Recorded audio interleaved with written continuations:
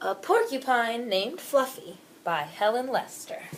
Illustrated by Lynn Munsinger. When Mr. and Mrs. Porcupine had their first child, they were delighted. Now he needed a name. Should they call him Spike? No, Spike was too common. Should they call him Lance? No, Lance sounded too fierce. Should they call him Needle Rooser?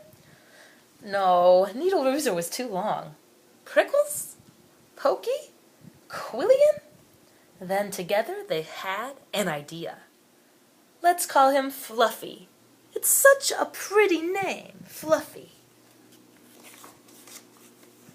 But soon there came a time when Fluffy began to doubt that he was Fluffy. It first became suspicious when he backed into a door and stuck fast. That was not a very Fluffy thing to do. He was even more convinced when he accidentally slept on his back and poked through the mattress. A very unfluffy thing to do. When he tried to carry an umbrella, he knew the truth without a doubt. Fluffy definitely wasn't.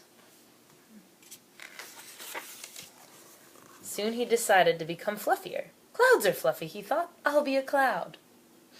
But he couldn't stay up. I know, pillows are fluffy, he said. I'll be a pillow. But when his mother sat on him, she was not pleased. He tried soaking in a bubble bath for 45 minutes, but he did not become fluffy. He became soggy. He tried whipped cream. He put a little on each quill. It was not easy, and it took more than half a day. But this did not make Fluffy fluffy. They should have named me Gooey, he sighed. He ate a lot of fluffy marshmallows. He rolled in shaving cream and feathers. He even tried to become a bunny. But the truth remained. Fluffy wasn't. One afternoon, Fluffy set out for a walk, trying to think of ways to become fluffy. Before long, he met a very large rhinoceros. "Grrr," said the rhinoceros. "I'm going to give you a rough time." Fluffy didn't know what a rough time was, but he didn't like the sound of it at all. "What is your name, small prickly thing?" asked the rhinoceros unkindly. "Fluffy," said Fluffy. The rhinoceros smiled. He giggled. Then he laughed out loud. He rolled on the ground. He jiggled and slapped his knees, and he roared with laughter. "A porcupine named Fluffy!" howled the rhinoceros.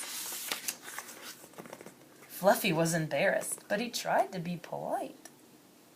And what is your name?" he inquired. I can't say it," giggled the rhinoceros. "Hubert?"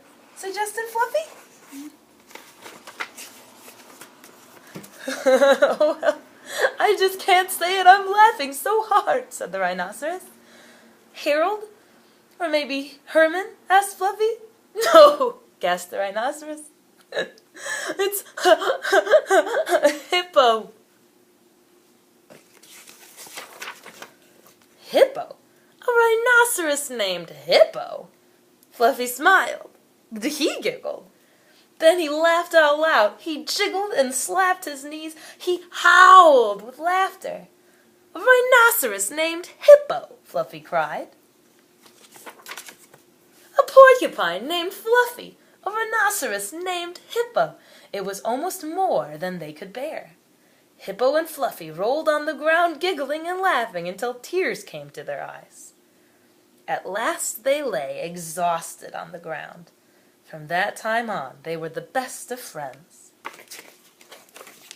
And Fluffy didn't mind being Fluffy anymore, even though he wasn't. The end.